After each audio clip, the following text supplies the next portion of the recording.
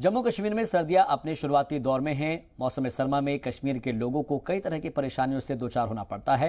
हालांकि इसकी तैयारियां शुरू हो चुकी है। अनंतनाग के काजीगुंड में एलजी मनोज सिन्हा ने गैस सिलेंडर के रिफिलिंग के लिए प्लांट का इफ्तिताह किया।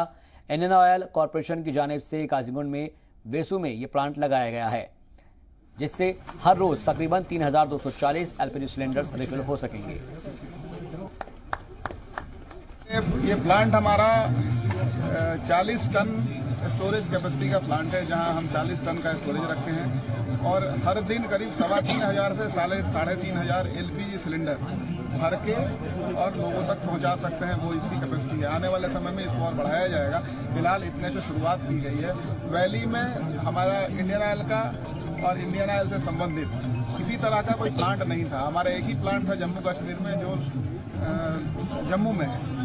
तो जब रोड बंद हो जाता है आपका बरसात के टाइम में या स्नोफॉल के टाइम में, उस समय फिर यहाँ तक सिलेंडर पहुँचाने में बहुत परेशानी होती थी, लोग परेशान होते थे।